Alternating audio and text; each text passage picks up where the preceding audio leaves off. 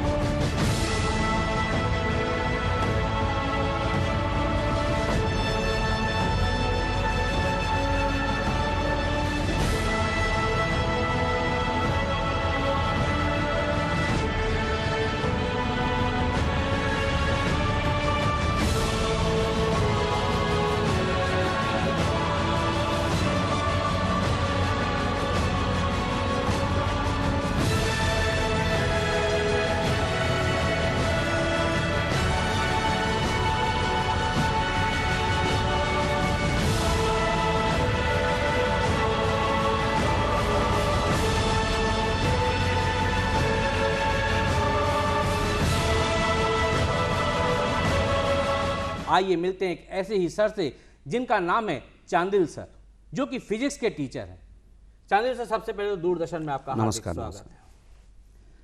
Sir, हम सबसे पहले आपसे जानना चाहेंगे कि जैसे कि आजकल कोरोना वायरस जो कि पूरे देश में, पूरे हिंदुस्तान के साथ साथ वर्ल्ड में भी फैला हुआ है, इस वक्त ऑनलाइन क्लासेस शुरू हो गई हैं, तो ऑनलाइन क्लासेस और ऑफलाइन क्लासेस में क्या अंतर है और इसे कैसे बेहतर करके बच्चों को आप लोग पढ़ाते हैं, इसके बारे में आप।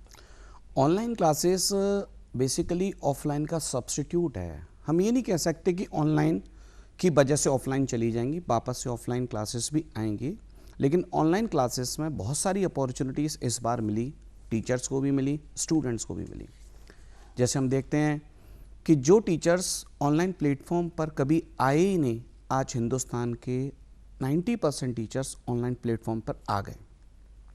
आने के साथ साथ कई टीचर्स ऐसे थे जो कि बहुत अच्छे थे, उनके अंदर टैलेंट था, आज ऑनलाइन पर आकर वो अपनी टीचिंग मेथोलॉजी को और अपने तरीके को आगे एक्सप्लोर कर रहे हैं और इंडिया लेवल तक पहुंचा रहे हैं। एक तो बेनिफिट ये हुआ। दूसरा, उन स्टूडेंट्स को भी हुआ जो स्टूडेंट्स अच्छी एजुकेशंस के लिए अपने गांव से, छोटे शहरों से बड़ी सिटी में नहीं जाते थे, आज ऑनलाइन प्लेटफॉर्म के कारण एजुकेशन उनके घर घर तक पहुँच पा रही है। तो ये मान के चलिए कि ऑनलाइन का अभी बेनिफिट तो है, डेफिनेटली उन बच्चों पर एजुकेशन नहीं पहुंच पा रही, आज उसका वो गाँव के छोटे छोटे क्षेत्रों में वो उसका लाभ उठा पा रहे हैं ऑनलाइन एजुकेशन की हेल्प से। सर, ऑनलाइन क्लासेस किस तरह होती हैं और इसमें किस तरह की सर्विस आप बच्चों को प्रोवाइड कराते हैं, इसके बारे में भी आप। हम लोग ऑनलाइन क्लासेस में बिल्कुल इंटरेक्टिव क्लासरूम बनाते हैं। ऐसा बिल्कुल भी नहीं होता कि बच्चा सिर्फ सुन ही रहा है, बच्चा सुनने के साथ साथ बीच में, जैसे हम बोर्ड पर पढ़ा रहे हैं, बच्चा सामने मोबाइल के अंदर बैठा हुआ है, हम तो ये मानते हैं क्लास में बैठा हुआ है, इसी तरीके से हम बिल्कुल पढ़ाते हैं। बीच बीच में कोई भी टॉपिक्स के बीच बीच में हम पूछते जाते हैं कि कोई डाउट्स तो नहीं। बच्चा अपनी कमेंट बॉक्स में जो भी उसके डाउट्स, क्वेरीज होती हैं बीच बीच में पूछता है। अगेन हम उस कॉन्सेप्ट को वापस से रिपीट करते हैं। एक तो ये सबसे बड़ा बेनिफिट। दूसरा बेनिफिट ये कि बच्चा जब ऑनलाइन क्लास अटेंड करता है तो सिर्फ बोर्ड और टीचर को ही देखता है। दूसरा बेनिफिट ये कह सकते हैं। ऑफलाइन क्लासेस में क्या होता है, बच्चा अपने साथ में बैठे हुए साथियों को, फ्रेंड सर्कल को भी नज़र रखता है, आगे पीछे भी करता है। कहीं ना कहीं उसकी कंसंट्रेशन ऑफलाइन में कम रहती है ऑनलाइन की तुलना में। ऑनलाइन में सिर्फ उसे टीचर और बोर्ड के अलावा कुछ भी नहीं दिखता, तो डेफिनेटली उसकी कंसंट्रेशन ऑनलाइन में ज़्यादा रहती है। दूसरी चीज़, हम बच्चों को हर क्लास के बाद क्योंकि रिवीजन भी कराते हैं, प्रीवियस क्लास में जो कराया उसको हम बीच बीच क्लास में पूछते भी हैं, बाय नेम कॉल करते हैं और बच्चा रिस्पॉन्स करता है। जो भी हम क्वेरी करते हैं, बच्चे से भी डाउट्स पूछते हैं, बच्चे से भी पूछते हैं कि उसने क्या सीखा, तो बीच बीच में रिप्लाई भी करता है। प्रॉपर टाइम पर टेस्ट क्विजेस बिल्कुल प्रॉपर तरीके से होते हैं। आज की डेट में, पहले हमारा ऑफलाइन में टेस्ट होता था, आज हो गया रिजल्ट 3 दिन बाद 2 दिन बाद आता था। आज की डेट में सर्विसेज ऐसी हैं कि बच्चे ने टेस्ट दिया, तुरंत वो सबमिट टेस्ट करेगा, तुरंत उसका रिजल्ट उसके उस पर एप्लीकेशन पर प्रोवाइड हो जाएगा। मतलब इतनी फैसिलिटीज़ हैं कि पहले पेरेंट्स को 2 दिन बाद कॉल करना पड़ता था पूछने के लिए कि रिज़ल्ट क्या आया क्या नहीं आया, या कोचिंग इंस्टीट्यूट फ़ोन करता था कि आपके बच्चे का रिज़ल्ट है, लेकिन आज इंस्टेंटली रिज़ल्ट सब कुछ दिख रहा है। इवन आप ये देखिए कि बच्चा जब घर पे है, ऑनलाइन क्लासेस अटेंड करता है, तो माता पिता भी उसके देख रहे हैं कि हमारा बच्चा कितना सिंसियर है, वो कितना कर पा रहा है उन 1.5 घंटे 2 घंटे की क्लास के ड्यूरेशन में। उन्हें भी पता चल रहा है कि मेरे बच्चे की कंसंट्रेशन कितनी है। और सबसे बड़ा बेनिफिट ये भी मान सकते हैं अपन, बच्चे का जो इन्वायरमेंट है, घर से बाहर निकलने के बाद वो कई सर्कल ऐसे बन जाते हैं जहाँ पर वो गलत गतिविधियों में इन्वॉल्व हो जाता है। यहाँ पर क्या हो रहा है, उसका सर्कल छोटा है, प्लस कहने का मतलब ये टाइम कंज्यूमिंग नहीं है। जाने आने में, ट्रांसपोर्ट में 1 घंटा 1.5 घंटे ख़राब करता है बच्चा, इधर उधर नज़र भी मान के आता है। तो ये सब चीज़ों से बचा हुआ हमारा बच्चा। इसका मतलब कई क्वालिटी में देखा जाता है तो online classes far better than है ऑफलाइन क्लासेस की तुलना में। हाँ बच्चों, तो जैसा कि मैंने आपको बताया था कि जब वाइट लाइट की बीम जब किसी प्रिज्म से पास होती है, तो after the passing through the prism it is splitted into their colours, 7 colours in from violet to red colour. तो जैसा कि आप लोग देख रहे हैं कि वॉयलेट कलर का डिवीजन सबसे नीचे है और रेड कलर का डिवीजन सबसे ऊपर है। तो डेफिनेटली अब आपकी वाइट लाइट जब एंट्री करेगी तो after the refraction it split it into their 7 colors from violet to red। Sir, हम आपसे ये भी जानना चाहेंगे कि जैसे कि आपने बताया कि ऑनलाइन क्लासेस से ये बच्चों को फ़ायदे हैं, अभिभावक भी देख सकते हैं, लेकिन पेरेंट्स की क्या ड्यूटी होनी चाहिए, इसके बारे में भी आप बताएं। क्योंकि पेरेंट्स ऑनलाइन क्लासेस जब बच्चे पढ़ते हैं तो उनकी क्या ड्यूटी हो, वो किस तरह ध्यान दें, किस तरह बच्चों को कवर अप कराएं, इसके बारे में आप थोड़ा सा। अभी 2 महीने के जो ऑनलाइन के एक्सपीरियंस में मैंने जो फाउंड किया कि वो 1-2 चीज़ हैं जो पेरेंट्स को फोकस रखनी चाहिए। नंबर 1, हम बच्चे को, जब भी हमारा बच्चा घर पर ऑनलाइन क्लास अटेंड कर रहा है तो कोशिश करें कि आप उसे अपने सामने रखें, क्योंकि ऑनलाइन में वो ईयरफोन लगा के क्लासेस को अटेंड कर रहा है। देखते भी रहें, वॉच करते रहें कि ऐसा नहीं कि बच्चा ऑनलाइन क्लासेस अटेंड करते करते बीच में दूसरी जगह चला गया, क्योंकि आज बच्चे के हाथ में नेटवर्क है, इंटरनेट है, वाईफाई घरों में लग चुका है। तो डेफिनेटली अगर यूज़ है तो उसका मिसयूज़ भी होगा। तो एक तो पेरेंट्स को ये अटेंशन देना है कि हमारा बेटा उस ऑनलाइन की क्लास के ड्यूरेशन में प्रॉपर क्लास को अटेंड कर रहा है या नहीं कर रहा, रिस्पॉन्स दे रहा है कि नहीं दे रहा। प्लस हमें ये भी चेक करना है कि टीचर्स हमारे बच्चे के साथ कितना इंटरेक्ट है, हमारा बच्चा रिप्लाई कितने क्वेश्चंस के कर रहा है, ये भी देखना है। प्लस एक और चीज़ है जो पेरेंट्स को देखनी चाहिए, जैसे मैंने ऑनलाइन एग्ज़ाम लिया तो बच्चा क्या कर रहा है, एक मोबाइल से ऑनलाइन एग्ज़ाम को सॉल्व कर रहा है, दूसरा मोबाइल ऐसा भी ले लेता है वो जिससे कि उन ऑनलाइन के क्वेश्चंस के आंसर को दूसरे मोबाइल में भी ढूंढता है। तो कहीं ना कहीं उसमें भी गड़बड़ कर सकता है। ऐसा हर बच्चा नहीं करता, लेकिन मैं मानता हूँ 100 में से 5 बच्चे ऐसा कर सकते हैं, 10 बच्चे भी ऐसा कर सकते हैं। अब वो 5 बच्चे जो चीटिंग करके जब आगे आ जाते हैं तो जो मेहनत करने वाले बच्चे होते हैं उनको बड़ा डिप्रेशन फील होता है, यार मैंने इतनी मेहनत की फिर भी मेरा रिजल्ट पीछे क्यों आया।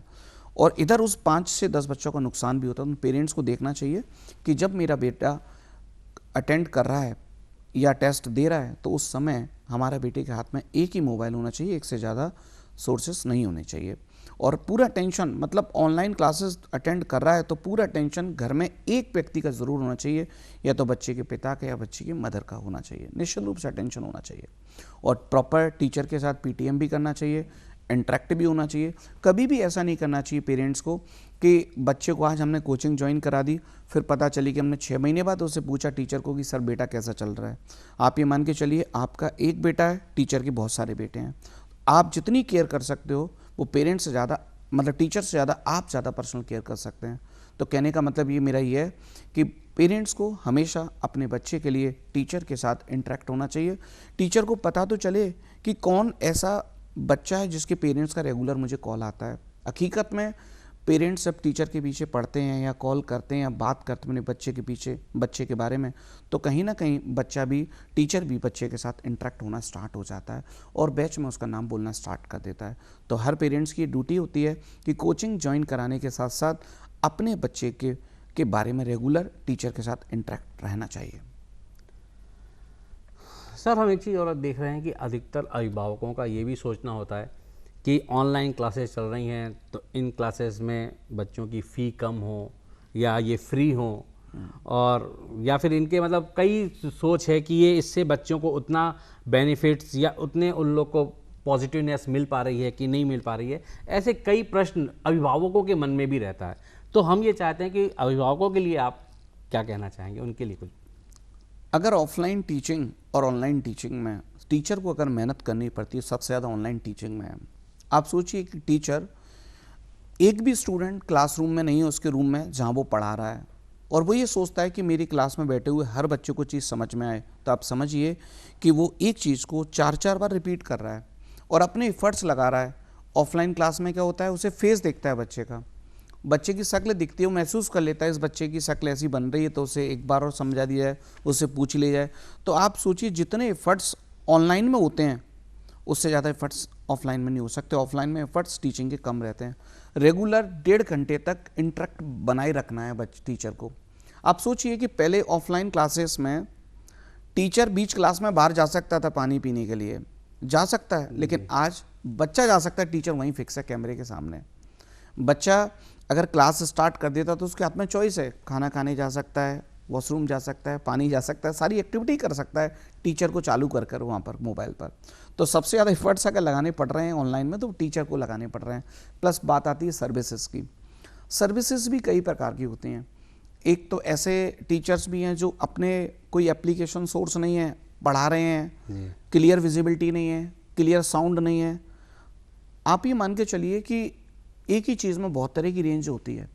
अगर हम लोग क्वालिटी दे रहे हैं तो इस लेवल की दे रहे हैं कि ट्रांसपेरेंट क्वालिटी दे रहे हैं ऑनलाइन क्लासेस में, कि बच्चे को बोर्ड पर एक छोटा सा भी पॉइंट बना दी जाए वो भी समझ में आ जाए कि क्या मतलब है उस चीज़ का।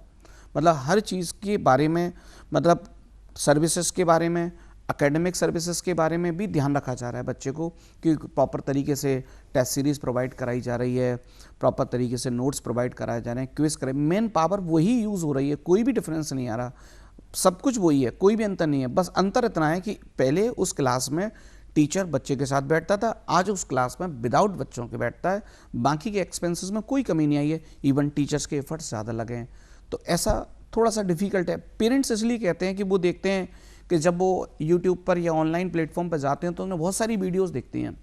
वो ये सोचते हैं कि यार ये वीडियो हैं, ये सारी फ्री डली हुई, तो हम टीचर को पैसा क्यों दें, कोचिंग क्यों ज्वाइन करें। कोचिंग ज्वाइन करने का उद्देश्य होता है एक सिस्टम बनना, एक रेगुलेटरीज बनना।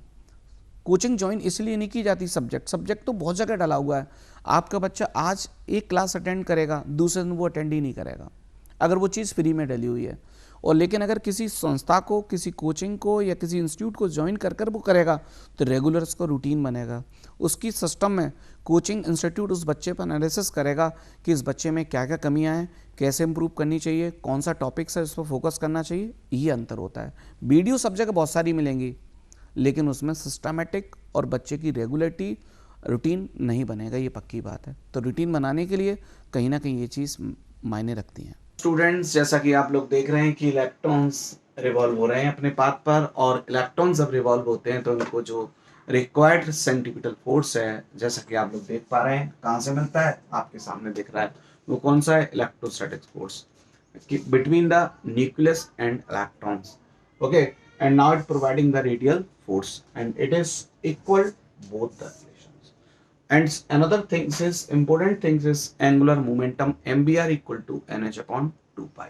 Clear बच्चों? कोई डाउट यहाँ तक? क्लियर? ओके सर, जैसा कि आपने ऑनलाइन क्लासेस के बारे में बताया, एक चीज़ और देख रहे हैं कि हम फर्स्ट से लेकर 10th क्लास के बच्चों की भी ऑनलाइन क्लासेस चल रही हैं।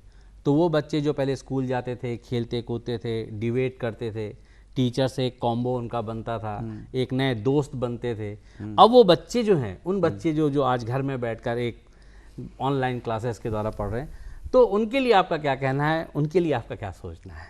छोटे बच्चों के लिए ज़रूर हम कह सकते हैं, 1st to 10th तक के स्टूडेंट्स के लिए, कि वो माहौल जो ऑफलाइन में मिलता है वो आज हमें नहीं मिल पाएगा, लेकिन आज घर में बैठने से बेहतर है कि हमारा बच्चा कुछ तो सीखेगा।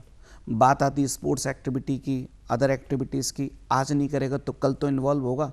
लेकिन फिर भी मैं देख रहा हूँ कि कई स्कूल्स ऐसे हैं जो ऑनलाइन में भी कुछ एक्टिविटी करा ही रहे हैं, ऐसा नहीं कि नहीं करा रहे। हाँ, हम मान सकते हैं स्पोर्ट्स एक्टिविटी ज़रूर नहीं हो पा रही है, बाकी की नॉर्मल जो एक्टिविटी होती हैं वो सारी ऑनलाइन प्लेटफॉर्म पे भी की जा रही हैं। लेकिन ये कंफर्म है कि इसके अलावा दूसरा कोई ऑप्शन नहीं है, क्योंकि कोरोना जैसी महामारी के कारण हम अपने बच्चे को स्कूल भेजकर अपने आप को टेंशन दें, इससे बेहतर है कि थोड़ा सा कम सिखाकर हम घर में अपने बच्चे को सुरक्षित रखें, ये ज़्यादा समझदारी रहेगी। सर, हम एक चीज़ और आपसे जानना चाहेंगे कि जैसे कि आप देख रहे हैं कि हमारा समाज पढ़ा लिखा प्रभुत्व वर्ग भी है, लेकिन कुछ गरीब तबके के भी लोग हैं, लेकिन उनके बच्चे बहुत इंटेलिजेंट है, पढ़ने वाले हैं, लेकिन कहीं ना कहीं आज पैसे एक ऐसी चीज़ है कि उनकी पढ़ाई में बाधा बन जाता है और पैसा उनको इस तरह होता है कि वो आगे नहीं बढ़ पाते। तो क्या आप अपने द्वारा उन बच्चों को जो होनहार बच्चे हैं और जिनके माँ बाप उसे एफर्ट नहीं कर सकते, उनके लिए आप किस तरह हेल्प करते हैं, उनके लिए आप क्या सोचते हैं? मेरा ऐसा मानना है कि कोई भी टीचर, मैं नहीं कोई भी टीचर हो, और अगर नीडी स्टूडेंट्स है वो एफर्ट्स नहीं कर सकता, उसके पास पैसा नहीं है फाइनेंशियली, तो मुझे नहीं लगता कि वो टीचर उसे मना कर सकता है। एक अच्छे टीचर की पहचान है शिक्षा को देना। हाँ, पैसा लेना उसकी रिक्वायरमेंट इसलिए क्योंकि वो सर्विसेज दे रहा है, उसकी नीड है, पैसे की नीड है। लेकिन कई बार ऐसा होता है हम लोग उन बच्चों के लिए जो उस लायक सक्षम नहीं है, एजुकेशन चाहते हैं, बहुत नीडी हैं, अच्छे बच्चे हैं, लेकिन हम उन्हें कहीं ना कहीं किसी न किसी पार्ट पर उनकी हेल्प करने की कोशिश करते हैं।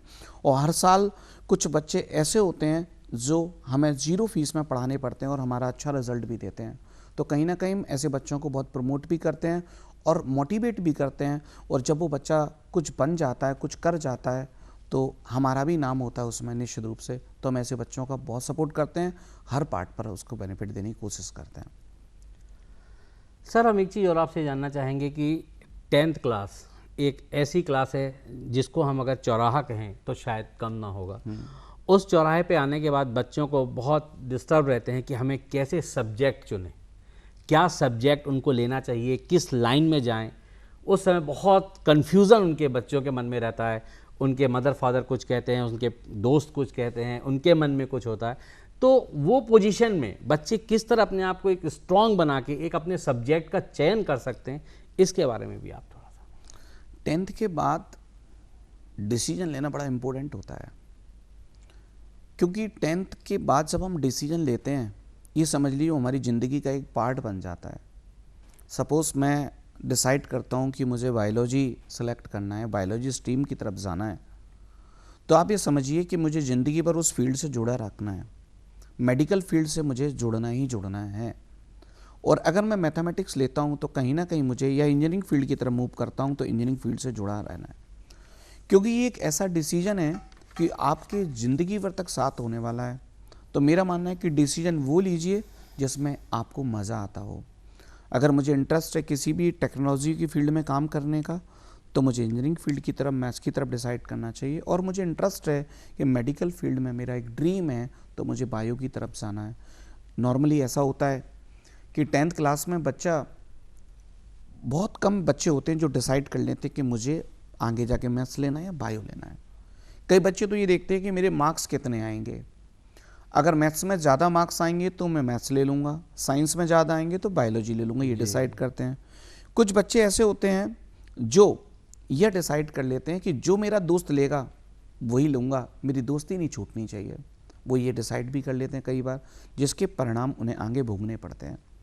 तो मेरा मानना है कि ज़िंदगी का बड़ा क्रिटिकल डिसीजन है कि जहाँ पर लाइफ में बड़ा चेंजेस आने वाला है, और कभी भी किसी चीज़ को डिफ़िकल्टी और लेवल और सिंपल लेवल के आधार पर नहीं करना चाहिए। यार मैथ्स बहुत टफ पड़ता है या बायोलॉजी सरल पड़ती है, या बायोलॉजी टफ है मैथ्स टफ, या ये दोनों ही टफ पड़ते हैं तीसरा सब्जेक्ट सारे अच्छे होते हैं, बस डिपेंड करता है आपका इंटरेस्ट क्या है, आपका फ्यूचर क्या है, आपने प्लान क्या किया हुआ है, भविष्य में आप किस फील्ड की तरफ जाना चाहते हैं, ये इम्पोर्टेंट होता है। तो अगर आपका इंटरेस्ट मान लीजिए टेक्नोलॉजी में है, तो बड़ा मज़ा आएगा ज़िंदगी भर आपको काम करने में। आपको लगेगा ही नहीं कि आप जॉब करते हैं, आपको लगेगा आप ज़िंदगी जीते हैं। तो सब्जेक्ट वो लीजिए जिसमें जान है और आपका जुनून है और जिसको काम करने में आपको मज़ा आता है, हमेशा उस सब्जेक्ट का चयन कीजिए। अभी हो सकता है आप लोगों को 10th क्लास के स्टूडेंट को इतनी नॉलेज ना हो, आगे फ्यूचर में जो एक्सपेक्टेशन होती है वो ना पता हो, लाइन ना पता हो कि क्या इसकी कनेक्टिविटी हो। जितना भी वर्क करना है तो उन पेरेंट्स से, उन स्टूडेंट से और उन सर्कल के लोगों से बात कीजिए जिन लोगों ने ये सक्सेस हासिल की है। हमेशा उनसे ज़रूर मिलिए जो आप ज़िंदगी में करना चाहते हैं। अगर आप मैथ्स लेना चाहते हैं तो निश्चित रूप से आप उस स्टूडेंट से, आपके सीनियर से, उससे ज़रूर मिलिए जिनने अपने जीवन में मैथ्स लेकर सक्सेस प्राप्त की है। तो आपको कहीं ना कहीं उसमें एक डायरेक्शन मिलेगी और उनकी हेल्प मिलेगी। तो बड़ा क्रिटिकल ईयर है 10th के बाद 11th में जाना, तो इस बात का ध्यान रखें, कोई भी जल्दी में गलत डिसीजन सब्जेक्ट के पार्ट पर ना लें। जैसा कि सर आपने भी बताया कि 10th से 11th में जाना एक बहुत ही क्रिटिकल है, इसी तरह 10th से जब 11th में बच्चा जाता है तो उसके सब्जेक्ट भी में भी ब्रॉड हो जाते हैं, उसको पढ़ाई का भी काफ़ी डिफरेंस आ जाता है। तो 11th में आने के बाद उसे किस तरह पढ़ना चाहिए और उसका लेवल पढ़ाई का क्या होना चाहिए, इसके बारे में भी हम चाहते हैं। जब बच्चा 8th क्लास से 9th में आता है तो बड़ा नॉर्मल रूटीन रहता है, और 9th से 10th में आता है तो भी नॉर्मल रूटीन रहता है। लेकिन 10th से जब 11th में आता है तो रूटीन तो आप ऐसे समझ लीजिए, पेरेंट्स भी टेंशन में आ जाते हैं अब क्या करें, और ऐसे ढूंढने लगते हैं कि उसकी कोचिंग क्या कराएं, कहाँ पर ज्वाइन कराएं, कैसे कराएं। बात करते हैं 4 जगह, मेरा बेटा 10th से 11th में आ रहा है तो उसके लिए क्या करना चाहिए। तो आप सोचिए, पेरेंट्स भी सब सिंसियर हो जाते हैं जब बच्चा 10th से 11th में जाता है, तो कुछ ना कुछ तो बात है 11th की जो बहुत ज़रूरी है। आप ये मान के चलिए कि हम 8th 9th 10th में जितनी भी साइंस पढ़ते हैं वो ऊपर से नाम पढ़ते हैं, उसका इंट्रोडक्शन पढ़ते हैं, और जैसे ही 11th में आते हैं तो हम उसकी पूरी डेप्थ पर आ जाते हैं।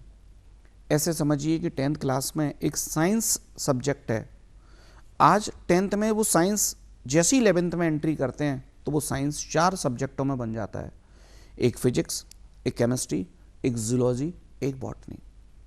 आप सोचिए, और यही 4 सब्जेक्ट आगे जाके ज़िंदगी बन जाते हैं 12th के बाद। फिजिक्स अगर बात करें तो पूरी इंजीनियरिंग बन जाती है कंप्लीट, और जूलॉजी की बात करें तो आप देखिए पूरी मेडिकल साइंस बन जाती है। तो कितना अंतर है लेवल का, सब्जेक्ट के लेवल का। तो कहीं ना कहीं बच्चे को 10th से 11th को कंपेयर नहीं करना चाहिए। इतना बड़ा चेंज है कि 1st to 10th तक जो ब्रेन डेवलप होता है ना, उससे कई गुना ज़्यादा 11th और 12th में डेवलप होता है जब बच्चा सिंसियरली मेहनत करता है 2 साल के लिए। 11th-12th बहुत क्रिटिकल ईयर होता है उसकी ज़िंदगी का। सर जैसे कि आपने बताया कि 11th में जब बच्चा आता है तो उसकी पढ़ाई का लेवल बदल जाता है, और आजकल देखिए जैसा देखने में आ रहा है कि सब प्रतियोगी परीक्षाओं की तैयारी में लगे रहते हैं। तो बच्चों को कंपटीशन का युग है, कंपटीशन का ज़माना है, बिना कंपटीशन के बच्चे सक्सेस नहीं पा सकते। तो इस कंपटीशन की पढ़ाई उन्हें कब से शुरू करनी चाहिए जिससे कि वो अपने एम को प्राप्त कर सकते हैं, इसके बारे में हम आपसे जानना चाहेंगे। एक टाइम हुआ करता था कि कॉम्पिटिशन्स की तैयारी 12th के बाद ही जनरली की जाती थी। कंपटीशन धीरे धीरे बढ़ा, लोगों में समझदारी आई कि वो 10th के बाद कंपटीशन की तैयारी करने लगे। आज इतनी समझदारी आ गई है कि आप ये मान के चलिए पेरेंट्स 8th के बाद डिसाइड करने लगते हैं कि मुझे अपने बच्चे को कॉम्पिटिशन्स की तैयारी करानी है। जूनियर क्लासेस से ही कॉम्पिटिशन स्टार्ट हो गए, NTSC, ओलंपियाड, ऐसे कई कॉम्पिटिशन्स हैं जो बच्चा 9-10th से देना स्टार्ट कर देता है। तो कॉम्पिटिशन्स का माहौल हमें अपने बच्चे को इवन 9th से ही शुरू कर देना चाहिए। जो पेरेंट्स जिनके बच्चे 9th में 8th में हैं उन्हें स्टार्ट कर देना चाहिए कॉम्पिटिशन जैसा माहौल। बच्चे के अंदर एक अप्रोच डेवलप करने की बात बिल्कुल 8th क्लास से शुरुआत कर देनी चाहिए। लेकिन फिर भी मैं मानता हूँ जिन पेरेंट्स ने नहीं अभी तक किया, या जिनके बच्चे आज 10th में क्रॉस कर चुके हैं, 11th में आ रहे हैं, तो निश्चित रूप से 10th के बाद ही कॉम्पिटिशन की तैयारी करनी चाहिए। क्योंकि जितने भी कॉम्पिटिशन्स होते हैं वो सारे, चाहे वो इंजीनियरिंग का हो, चाहे मेडिकल का हो, चाहे क्लैट हो, जितने भी एग्ज़ाम हो सब 12th के बाद होते हैं। और 12th के कॉम्पिटिशन्स में जितना भी सिलेबस आता है वो सब 11th और 12th का आता है। आप सोचिए कि अगर हम 11-12th के कॉन्सेप्ट्स को, उसकी तैयारी को बहुत अच्छे तरीके से करते हैं तो उसमें निश्चित रूप से हम 12th के साथ एक अच्छा रिजल्ट दे पाएंगे। इतना वक्त नहीं है हमें कि हम 12th के बाद तैयारी करें। आज इंडिया के अंदर टॉप 10 जो रैंक आती हैं, टॉपर्स जो आते हैं, वो सारे फ्रेशर्स होते हैं। फ्रेशर्स का मतलब 12th वाले बच्चे से होते हैं। उसमें ड्रॉपर्स की परसेंटेज बहुत कम होती है, क्योंकि जो चीज़ हमें पढ़नी है 11th और 12th में वही हमारे कॉम्पिटिशन्स में आने वाली है। तो निश्चित रूप से कॉम्पिटिशन्स उसे अपने दिमाग में उतार लेना चाहिए, मुझे 11th से ही तैयारी कर देनी चाहिए, क्योंकि कॉम्पिटिशन्स 2 साल की मेहनत, आपकी 2 साल की जो मेहनत होती है 11th 12th की, वो ज़िंदगी बनाती है। आपकी आने वाले 50 साल तक आपको सेफ रखती है 2 साल की मेहनत। ये 2 साल का जो टर्निंग पॉइंट है, बड़ा टर्निंग पॉइंट है। आप ऐसे मानिए, मैं आपको एक सिंपल सी बात बताता हूँ कि जिस बच्चे ने 2 साल मेहनत नहीं की 11th 12th में, और मान लीजिए इंजीनियरिंग में उसने कोई भी कॉलेज ले लिया, सिंपल वाला प्राइवेट ले लिया या नॉर्मल वाला कॉलेज ले लिया, तो 4 साल बाद जब उसकी डिग्री होती है तो उसका पैकेज 3 लाख, 4 लाख, 5 लाख ये लिमिट होती है। लेकिन अगर उस बच्चे ने 11th और 12th में एक सही तैयारी की, सही गाइडेंस ली, सही टीचर के मार्गदर्शन में उसने तैयारी की, और 12th में वो अच्छे कॉलेज IIT और NIT को में से BTech करता है, तो उसका पैकेज स्टार्टिंग ही 12 लाख से मिनिमम हो जाता है। आप सोचिए कि वो 12 लाख से ग्रोथ लाइफ वर्क कितनी तेज होने वाली है, और यहाँ पर आपका 3 लाख से पैकेज शुरू होता है। तो जो बड़ा जो गैप है, जो 12 लाख की ग्रोथ है वो 30 लाख पहुँच जाएगी, लेकिन 3 लाख की ग्रोथ 30 लाख पहुँचना बहुत डिफिकल्ट होता है। तो हमारी ज़िंदगी का एक ऐसा टर्निंग पॉइंट होता है जहाँ पर हमें 11th और 12th में हमें सारी दुनिया को भूलकर अपनी पढ़ाई एक दुनिया बना लेनी चाहिए, क्योंकि वो ज़िंदगी में बहुत बड़ा बदलाव करती है। हमारे लिए तो करती ही करती है, हमारे माता पिताओं के लिए भी बदलाव करती है। इसके साथ साथ हमारे समाज में, सोसाइटी में जहाँ पर हम बैठते उठते हैं, हमारे पेरेंट्स जिस सोसाइटी में जाते हैं उनको भी एक प्रेरणा देती ही देती है। तो निश्चित रूप से 2 साल की मेहनत हमें दम लगा के करनी चाहिए, और ये एजुकेशन एक ऐसी संपत्ति है आपकी जो 2 साल सीखने के बाद आपके जीवन भर साथ रहने वाली है, ये कभी नहीं जाने वाली। आपसे कोई भी कुछ भी छीन सकता है, लेकिन एजुकेशन कभी छीनी नहीं जा सकती। इसलिए एजुकेट होना बहुत ज़रूरी है, और एक अच्छा स्टूडेंट्स कई हज़ारों स्टूडेंट्स को डेवलप करता है। आप ये मान के चलिए, उसको देखकर कई बच्चों के मन में ऐसा मोटिवेशन मिलता है, प्रेरणा मिलती है, और ऐसा कुछ करने का जज्बा पैदा होता है। तो निश्चित रूप से 11th 12th एक बड़ा क्रूशियल ईयर है, जहाँ पर बच्चे को अपनी ज़िंदगी, अपने करियर बनाने के लिए फुल फोकस्ड रहना चाहिए। सर, हम एक चीज़ और आपसे जानना चाहेंगे कि मेडिकल लाइन और इंजीनियरिंग लाइन दोनों अलग अलग हैं, दोनों में डिफरेंस है, लेकिन फिजिक्स सब्जेक्ट का दोनों में क्या रोल है? मेडिकल में क्या है और इंजीनियरिंग में क्या है? कैसे डिफरेंस है इन दोनों में फिजिक्स सब्जेक्ट का? ये मानिए कि हम फिजिक्स बना ना तो इंजीनियर बन सकते हैं ना डॉक्टर बन सकते हैं, ये पक्की बात है। आप ऐसे समझिए कि अगर हम इंजीनियरिंग में जाते हैं तो इंजीनियरिंग की कोई भी ब्रांच होती है ना, वो सारी फिजिक्स से जुड़ी हुई है।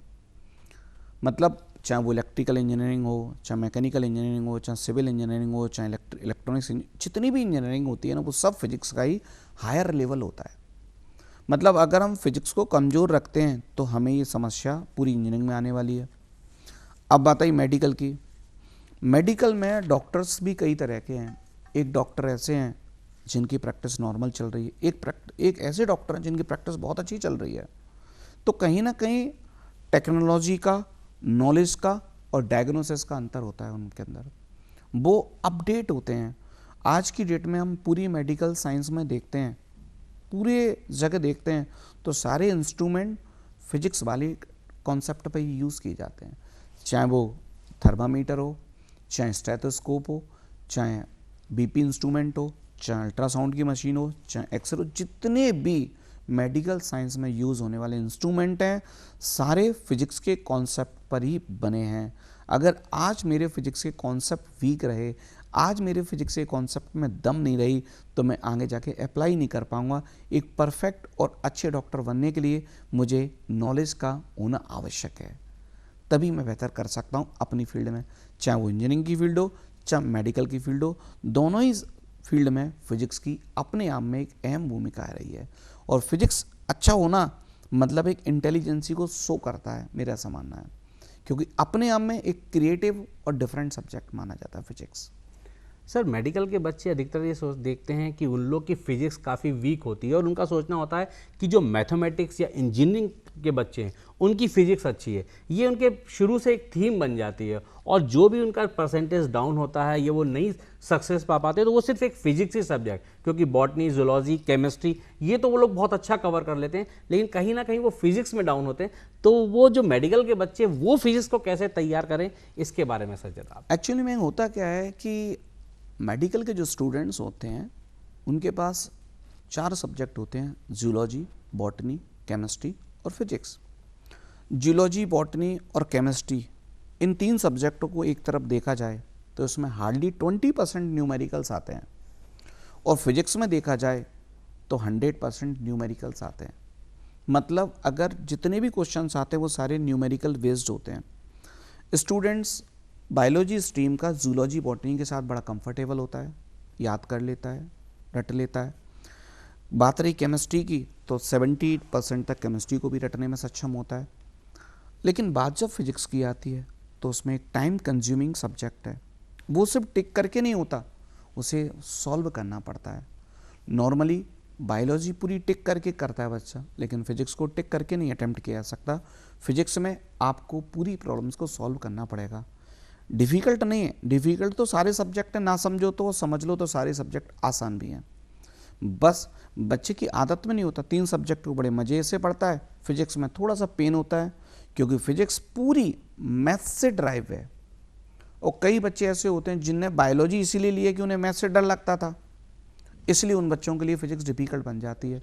हालांकि फिजिक्स में ऐसा कोई खास मैथ्स नहीं आता, बेसिक मैथ्स आता है, जितना आपको सीखना है, ज़्यादा मैथ्स नहीं, सिर्फ 9-10 का बेसिक मैथमेटिक्स अगर अच्छा है, कैलकुलेशन अच्छी है, तो बच्चा फिजिक्स में भी बहुत अच्छा स्कोर और बहुत अच्छा काम भी कर सकता है। आप इंडिया के टॉपर्स की बात करें तो इंडिया के टॉपर्स के लिए तो चारों सब्जेक्ट एक जैसे हैं, चाहे वो फिजिक्स हो, चाहे केमिस्ट्री हो, चाहे बायोलॉजी, सब में स्कोर बराबर करता है, तो ऐसा कोई खास अंतर नहीं आता। सर अंत में आप बच्चों को सफलता का क्या मंत्र देना चाहेंगे, एक छोटा सा 2 शब्दों? बच्चे को परिणाम की, रिजल्ट की कोशिश करनी चाहिए, लेकिन हमेशा यही नहीं सोचना चाहिए। बच्चा जो सोचता है जो मुझे बनना है, चाहे वो इंजीनियर बनना है, चाहे डॉक्टर बनना है, तो जो बनने के बाद जो होने वाला है उसको अपने आसपास में महसूस करे, वैसा ही सोचे, पॉजिटिव थॉट्स डेवलप करे। रिजल्ट ना आए टेस्ट में फिर भी प्रयास करता रहे, मेहनत करता रहे, डेडिकेशन के साथ और डिसिप्लिन के साथ, सिस्टमेटिक तरीके से, तो निश्चित रूप से उसको सफलता 100% मिल ही जाती है। सर आपने इतना अमूल्य समय निकालकर हमारे स्टूडियो आए और बच्चों को इतनी अच्छी ऑनलाइन क्लासेस तथा प्रतियोगी परीक्षाओं में कैसे तैयारी कर सकें इसकी जानकारी दी, इसके लिए आपका बहुत बहुत धन्यवाद। Thank you sir, thank you.